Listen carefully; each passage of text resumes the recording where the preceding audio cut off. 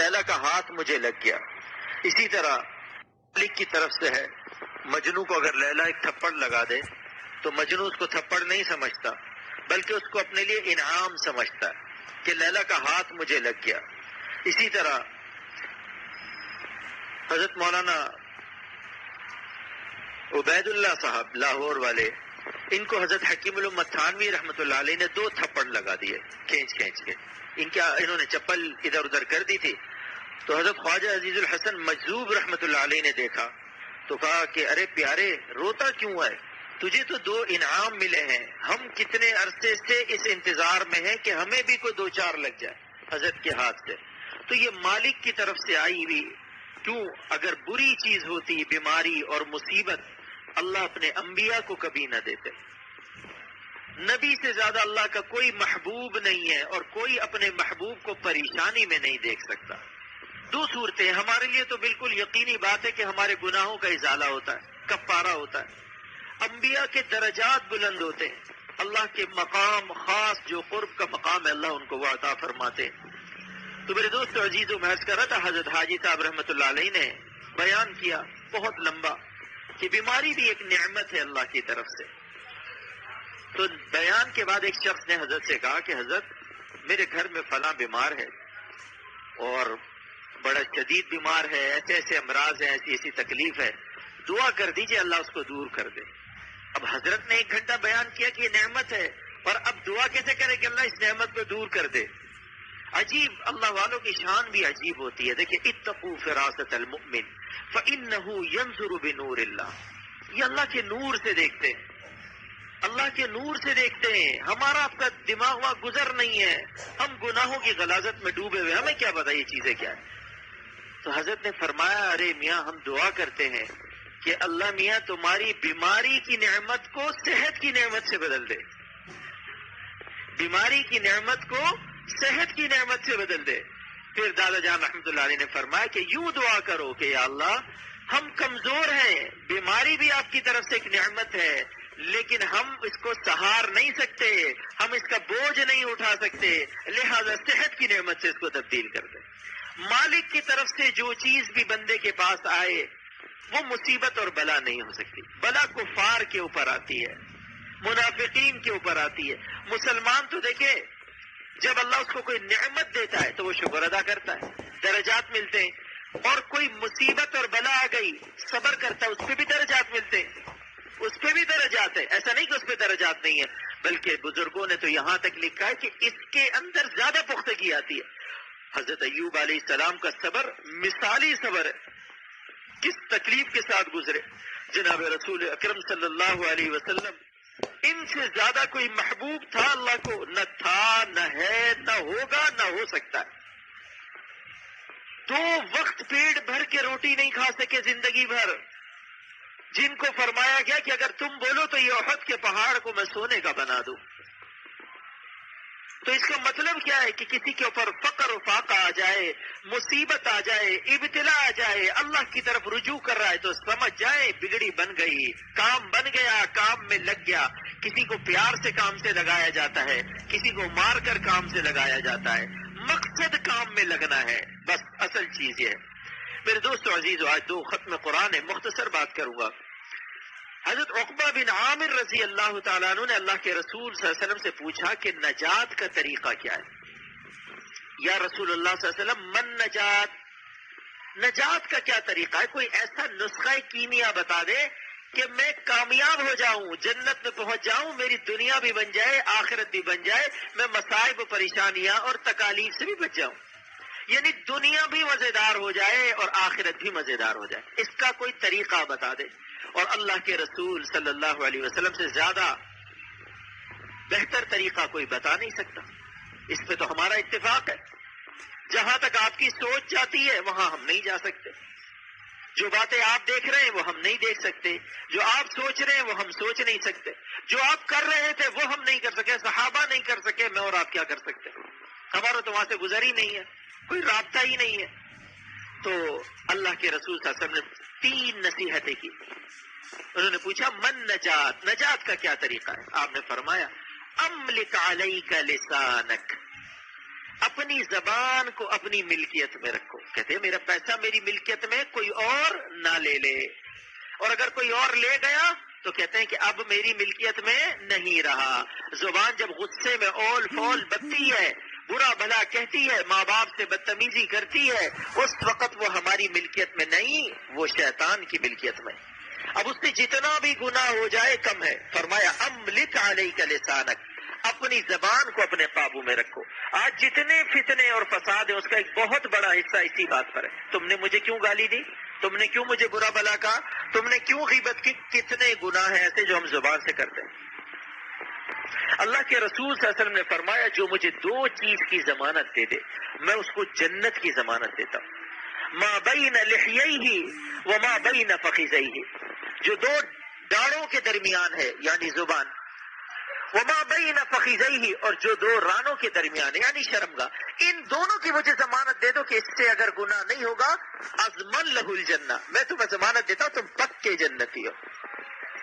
کوئی اگر کوئی بزرگ کہہ دے کہ تم 27ویں شب کو 20 رکعت ایسے ایسے پڑھنا، فلانی فلانی سورت پڑھنا اور ایسے ایسے وظائف پڑھنا، تمہیں جنت ضرور ملے گی. کتنا ہمارا عقیدہ پختہ ہو جاتا ہے، کتنی تیاری کر کے پڑھتے. اللہ کے نبی صلی اللہ علیہ وسلم فرما رہے ہیں جو ہماری نبض کو سب سے زیادہ جانتے ہیں کہ ان سے سب سے زیادہ گناہ انہی دو چیزوں سے ہوں گے. جبھی تو اتنی بڑی ہمیں کیا دی، خوشخبری دی کہ اس کی تم حفاظت کرو، جنت تمہاری پکی ہے. اور اللہ کے رسول جس کو ضمانت دے جنت کی، کوئی شک اور شبے کی گنجائش بالکل نہیں رہتی. تو فرمایا املک علیک لسانک، اپنی زبان کو اپنے قابو میں رکھو. ولیسعک بیتک، اور تمہارا گھر تمہارے لیے کفایت کرے. کیا مطلب؟ گھر کو قبرستان مت بناؤ، گھر کو ویرانہ مت بناؤ.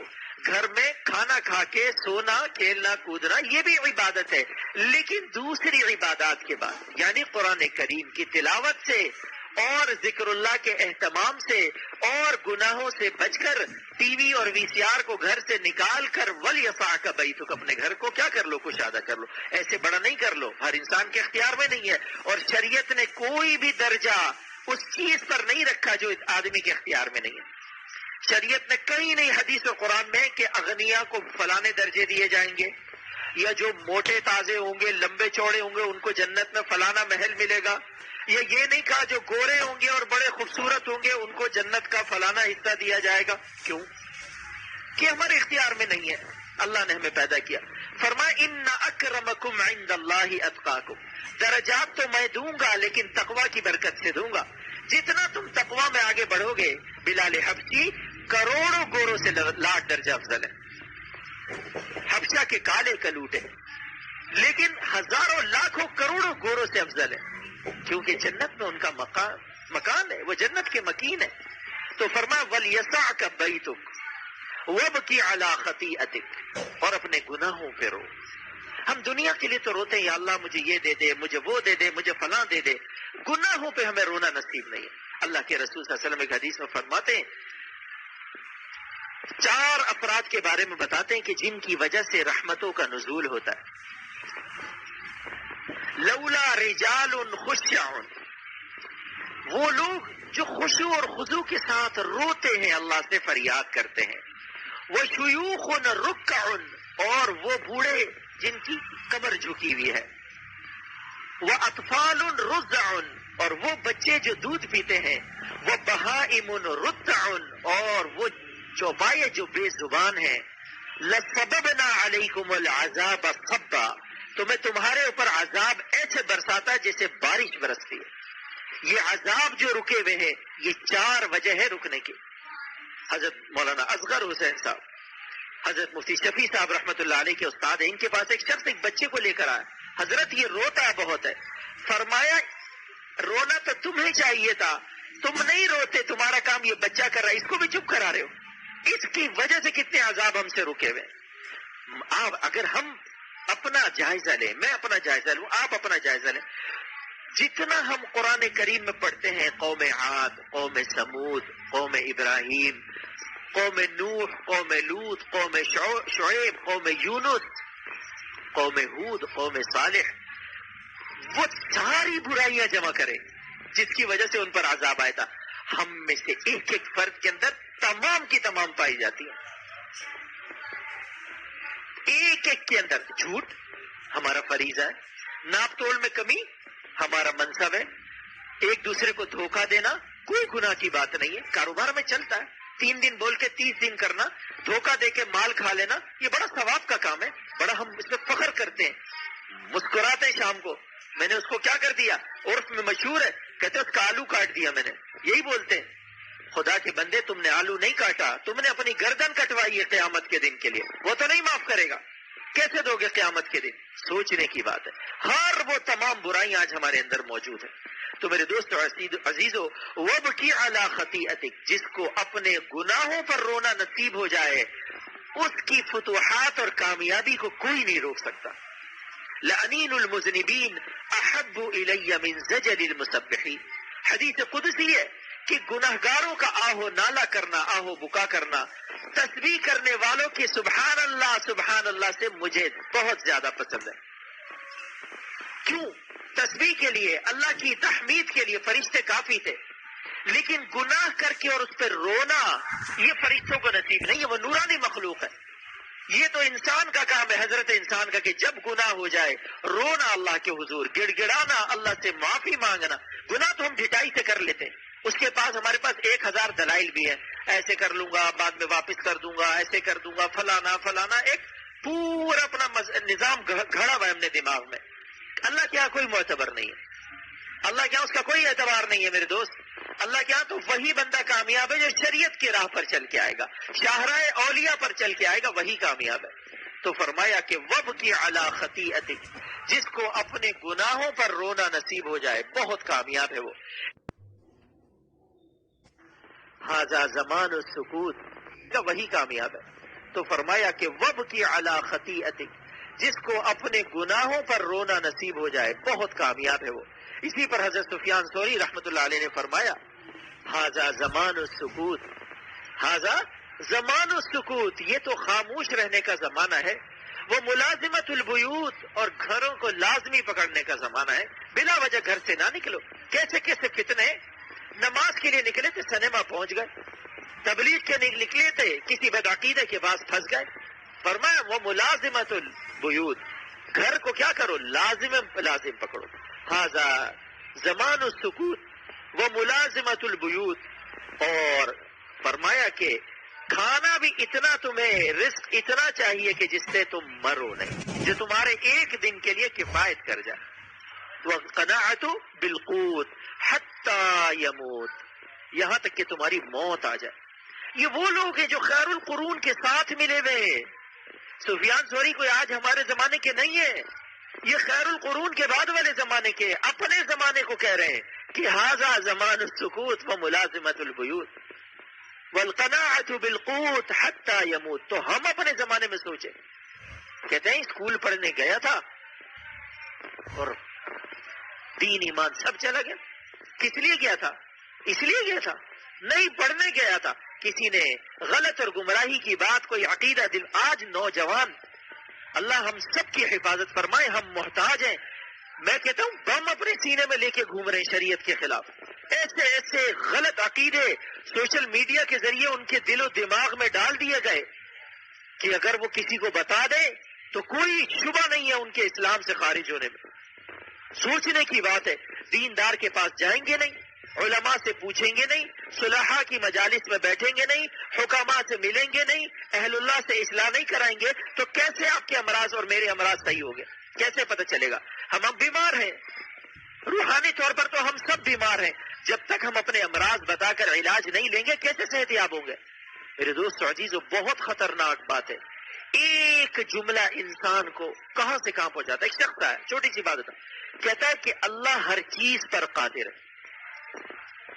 اب دیکھیں کتنی میٹھی بات ہے، کتنی پیاری بات ہے. اللہ ہر چیز پر قادر ہے، ہم سب کا ایمان ہے نہیں ہے؟ لیکن مجھے میرا بچپن واپس نہیں کر سکتا. آپ کہتے ہیں اللہ ہر دعا قبول کرتا ہے.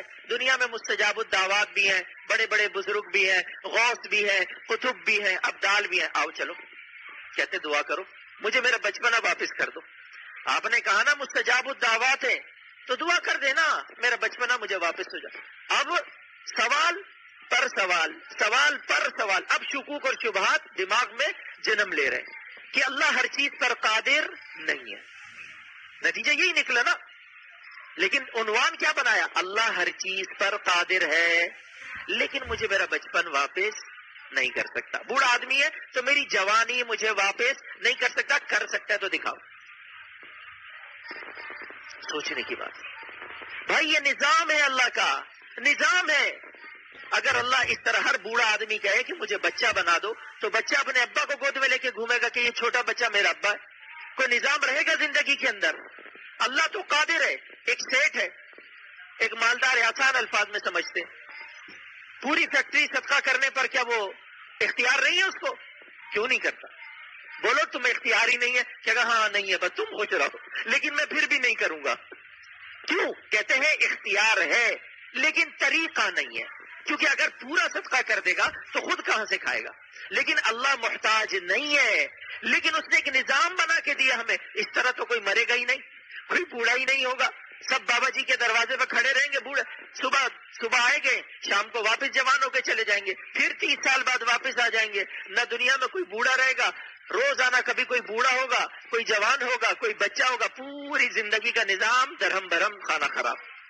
میرے دوستو عزیزو، یہ اس قسم کے بیہودہ سوالات نوجوان اپنے دلوں کے اندر چھپا کے بیٹھے ہیں اور یہ پکا رہے ہیں کہ یہ معاملات ہیں. اگر ہے اللہ، ایک سوال ہے بھئی، جو چیز نہیں ہے وہ نہیں ہے، جو ہے وہ دکھتی ہے. قاعدہ ہے اگر اللہ ہے تو دکھاؤ، اگر اللہ ہے تو دکھاؤ. پھر میرے دوستو عزیزو، اسی لیے ہمارے بڑے لکھتے ہیں کہ باطل کی صحیح کتاب بھی مت پڑھو، اس کے اندر بھی اثر ہے، اس سے بھی تم گمراہ ہوگے، اس سے بھی تم گمراہ ہوگے. جس کو اپنا ایمان قیمتی ہوتا ہے وہ ان چیزوں سے بچتا ہے. بلا ضرورت وہی شخص نہیں نکلتا جس کی جیب میں نوٹ ہوتے ہیں، جس کی جیب میں گڈیاں ہوتی ہیں. وہ کہتا میں نہیں جاؤں گا باہر. بھائی کوئی چور نہیں، کوئی ڈاکو نہیں، پوری گلی خالی ہے. نہیں آ تو سکتا ہے. جس کے دل میں واللہ، جس کے دل کے اندر ایمان کی دولت ہے وہ بھی نہیں جائے گا کبھی. وہ کبھی ایسی گلی میں نہیں جائے گا بابا میری دولت چھین لیں گے، میری دولت مجھ سے لے لیں گے. وہ اس کی حفاظت کرے گا. اللہ پاک ہمیں عمل کی توفیق عطا فرمائے. یہ 3 چیزیں ہیں کہ ہم کیا کریں، اپنے گناہوں پہ رونا شروع کر دیں، اپنی زبان کو اپنے قابو میں رکھ لیں. املک علیک لسانک ولیسعک بیتک وابکی علی خطیئتک. یہ 3 ابھی معتکف بیٹھے ہیں، ہم لوگ بھی مسجد کے اندر. بڑا بہترین موقع ہے، زبان کو قابو میں رکھے. کوئی مسجد میں آ گیا، اب بعض لوگ آتے ہیں، ایک بات کر کے بات ختم کرتا ہوں. نماز کے لیے آتے وہ 1 منٹ پہلے، لیکن کوشش ہوتی ہے پہلی صف میں آئے. ایک کو دھکا دیتے ہیں، ایک کو گراتے ہیں، ایک کے اوپر پانی گراتے ہیں، ایک کو وضو کا وہ کرتے ہیں، سب کچھ کرتے ہیں. آگے پہلی صف میں سارا ثواب وہ لے جاتے ہیں، باقی سب خالی جاتے ہیں یہاں سے مسجد سے. اب اس وقت صبر سے کام لینا ہے، صبر سے کام لینا ہے. نہیں بولو کیا کرے، کتنا سمجھا، بتا دیا جائز نہیں ہے، ایذاء مسلم حرام ہے. پہلی صف میں جانا زیادہ زیادہ افضل ہے، بس مستحب ہے. ایک مستحب کام کے لیے حرام کام کو کرنا. ایک آدمی صبح سے بیٹھا ہے، وہ قرآن رکھنے کے لیے گیا، پیچھے ہی آ کے بیٹھ گئے. کیا ہو گیا؟ کتنا ثواب ملا تمہیں؟ کوئی ثواب نہیں ملا. یہ خام خیالی ہے، پچھلی صف میں تمہارے لیے زیادہ ثواب تھا. اور دوسرا میں ایک آپ کو بات بتاؤں، مسجد کے اندر نوافل پڑھنے کی سب سے افضل جگہ پتہ ہے کون سی ہے؟ دروازہ. سلام پھیرتے ہی اللہ اکبر. اب پوری مسجد اس کے دیکھ رہی ہے، انتظار کر رہی ہے. ارے بھائی کسی بزرگ کو بھی لوگ نہیں دیکھتے، مجھے دیکھتے. شرم کرو، حیا کرو. سب کو اذیت تکلیف دے رہے ہو. لوگوں کو جانا ہے، نکلنا ہے، کسی کو کہیں کام سے جانا ہے، کسی کو اسپتال جانا ہے، کتنے کام نمٹانے. لیکن نہیں جی، بڑے اخلاص کے ساتھ نماز ہو رہی، رکوع اور سجدے میں جائے گا تو لوگ پیچھے سے نکلیں گے. کیا چیز ہے میرے دوستو؟ یہ چیزیں سیکھنے کی ہے. یہ رمضان المبارک ہمارے سیکھنے کے لیے اللہ نے ہمیں دیا ہے. ہم چیزیں سیکھیں، کہاں نماز پڑھنی ہے، کیسے پڑھنی ہے، کیسے رونا ہے، کس طرح کرتے ہیں فریاد بتا دو قاعدہ، کس طرح کرتے ہیں فریاد بتا دو قاعدہ. اے اسیر طائران قفس میں 9 گرفتاروں میں ہوں. کہ ہم 9 گرفتار ہیں، ہمیں نہیں پتہ کس طرح اللہ کی بارگاہ میں روتے، کس طرح گڑ گڑاتے ہیں، کس طرح رب کو مناتے ہیں، کس طرح روٹھے ہوئے رب کو مناتے. ہم نے دنیا کو بھر دیا گناہ سے، کوئی جگہ ہمارے گناہ سے نہیں بچی. تو کم سے کم اب روئے تو صحیح. ہمارے بزرگ کہتے تھے جب وہ زمین یوم الدین تحدث اخبارا گواہی دے گی اس نے گناہ کیا، تو کم سے کم وہی گناہ کیا تو توبہ بھی کر لو نا، پھر وہی زمین گواہی دے کے یا اللہ اس نے توبہ بھی کر لی تھی۔ تو میرے دوستو عزیزو، استغفار اور رونا جس کو نصیب ہو جائے بڑی خوش نصیبی کی بات ہے۔ ہم کہتے ہیں، ہم ایک سوال ہمارا تھا، کیوں روئے؟ ہم نے کون سا گناہ کیا؟ روئے تو کافر، روئے تو فلانا، روئے تو فلانا، ہم کیوں روئے؟ داڑھی بھی ہے، ٹوپی بھی ہے، نماز بھی ہے۔ میرے دوست، میرے عزیز، اپنے باطن کا حال دیکھو، حقیقت کی آنکھ سے دیکھو تو آنسو نہیں رکیں گے۔ اپنے باطن کا حال ہم میں سے ہر ایک اپنی تنہائی کو سوچے، اپنے تنہائی کے معاملات کو سوچے۔ کوئی نہیں جانتا کسی کے معاملات کو، اللہ جانتا ہے۔ یعلم خائنۃ الاعین وما تخفی الصدور، جو تمہارے دلوں میں چھپا ہے رب کو سب معلوم ہے۔ دنیا کو نہیں معلوم، دنیا میری عزت کرتی ہے، حافظ صاحب ہے، آپ کی عزت کرتی ہے، عالم ہے، آپ کی عزت کرتی ہے، صوفی صاحب ہے، لیکن ہم اپنے آپ کو دیکھیں۔ کہتے ہیں نا کہ جب سے اپنے گریبان میں جھانکا تو جہاں میں کوئی بھی برا نہیں رہا، جب سے اپنے گریبان میں جھانک کے دیکھا تو جہاں میں کوئی بھی برا نہیں رہا۔ تو میرے دوست عزیزو، یہ رمضان کا مہینہ بڑا مبارک مہینہ ہے۔ یہ بنانے کا مہینہ، یہ سننے سنانے کا نہیں ہے، یہ کمانے کا مہینہ ہے، یہ جمانے کا مہینہ ہے۔ سن لیا جتنا سننا تھا، اب کرنا ہے، آج سے، ابھی سے کرنا ہے، اسی وقت شروع کرنا ہے، اپنے رب کو رو رو کے منانا ہے۔ ہم نے رب کو منا لیا، دنیا بھی بن گئی، آخرت بھی بن گئی، مزے اڑاؤ گے۔ تو میرے دوستو اس پر عمل کریں گے انشاءاللہ، اللہ پاک مجھے آپ کو سب کو عمل کی توفیق عطا فرمائے، اور دعا کر لیں۔ دو ختم قرآن ہے، آپ کا بھی ساتھ ہے، ختم قرآن ہے۔ قرآن کریم کے ختم پر دعا قبول ہوتی ہے۔ حضرت انس رضی اللہ تعالیٰ عنہ کا معمول تھا، جب ختم قرآن ہوتا تھا سب گھر والوں کو جمع کرتے تھے، پھر دعا کرتے تھے، اور کہتے تھے اس وقت دعا قبول ہونے کا زیادہ گمان ہے، یعنی اقرب وہ ہے ذریعہ دعا قبول ہونے کا۔ تو دعا درود شریف پڑھ لیں۔ بسم اللہ الرحمن الرحیم۔ اللهم صل على محمد وعلى ال محمد كما صليت على ابراهيم وعلى ال ابراهيم انك حميد مجيد. اللهم بارك على محمد وعلى ال محمد كما باركت على ابراهيم وعلى ال ابراهيم انك حميد مجيد. یا رب العالمین، یا ارحم الراحمین، یا ذی الجلال والاکرام، یا الہ العالمین، ہمارے گناہوں کو معاف فرما دیجیے، خطاؤں کو درگزر فرما دیجیے۔ یا کریم اللہ، صغیرہ کبیرہ سارے گناہوں کو معاف فرما دیجیے، ہمیں پاک و صاف کر دیجیے۔ یا رب العالمین، ہمارے دل و دماغ کو، ہماری روح کو مجلہ، مصفہ، مزکہ بنا دیجیے۔ یا رب العالمین، ایک نشان بھی نہ رہے گناہوں کا۔ یا ارحم الراحمین، سارے گناہوں کو معاف فرما دیجیے۔ یا رب العالمین، قرآن کریم میں پڑھنے پڑھانے میں جو بھی غلطی کمی کوتاہی ہوئی اس کو معاف فرما دیجیے، قبول فرما لیجئے، ان کے آباء و اجداد کے لیے صدقہ جاریہ بنا دیجئے۔ یا کریم اللہ، اس کلام پاک کے ختم ہونے کے صدقے طفیل ہماری تمام دعاؤں کو قبول فرما لیجئے۔ سب سے بڑی دعا یہ کہ یا اللہ، جو رمضان کا مقصد ہے وہ ہمیں حاصل ہو جائے، تقویٰ۔ یا کریم اللہ، آپ کی دوستی ہمیں حاصل ہو جائے۔ یا رب العالمین، اس رمضان المبارک میں ہم سب کو اپنی دوستی عطا فرما دیجئے، تعلق مع اللہ نصیب فرما دیجئے۔ یا کریم اللہ، ہمارے سارے گناہوں کو معاف فرما دیجئے، ساری ضروریات کو پورا فرما دیجئے۔ یا رب العالمین، سارے مصائب و پریشانیوں کو دور فرما دیجئے۔ یا الہ العالمین، سارے مصائب و پریشانیوں کو دور فرما دیجئے۔ یا ذی الجلال والاکرام، تمام مصائب و پریشانیوں کو دور فرما دیجئے۔ یا اکرم الاکرمین، تمام جائز حاجات کو محض اپنے فضل و کرم سے پورا فرما دیجئے۔ یا الہ العالمین، تقوی والی حیات نصیب فرما دیجئے، گناہوں والی زندگی سے توبہ کی توفیق نصیب فرما دیجئے۔ یا ارحم الراحمین، یا رب العالمین، یا ذی الجلال والاکرام، ہمیں یا کریم اللہ جذب فرما کر 100% اللہ والا بنا لیجئے۔ یا کریم اللہ، دادا جان رحمۃ اللہ علیہ ساری زندگی یہ دعا کرتے رہے، اس خانقاہ میں جو بھی آئے محروم نہ جائے۔ یا کریم اللہ، ہمیں ان کے فیض سے اور تمام بزرگ اولیاء اللہ، انبیاء، محدثین، فقہاء، علماء کے فیض سے ہمیں مستفیض فرما دے۔ یا کریم اللہ، ہمیں اپنے دین کے بڑے لوگوں کی قدر کرنے کی توفیق عطا فرما دیجئے، اور جو آج باطل ہمارے دلوں میں ان کی نفرت اور ان کی بے وقعتی ہمارے دل میں ڈال رہا ہے، یا رب العالمین اس کو نکال کر محبت بھر دیجئے۔ یا کریم اللہ، ان کی محبت ہمارے دلوں میں بھر دیجئے، دین کی عظمت ہمیں عطا فرما دیجئے، دین پر استقامت نصیب فرما دیجئے۔ یا کریم اللہ، گناہوں سے ایسے حفاظت فرمائیے جیسے ماں چھوٹے بچے کی مٹی سے حفاظت فرماتی ہے کہ بچہ اگر مٹی کھا لیتا ہے تو منہ میں انگلی ڈال کے مٹی نکال دیتی ہے۔ یا کریم اللہ، ہم اگر گناہ کرنا چاہیں بھی تو آپ ہماری حفاظت فرما دیجئے، اللہ والی حیات نصیب فرما دیجئے۔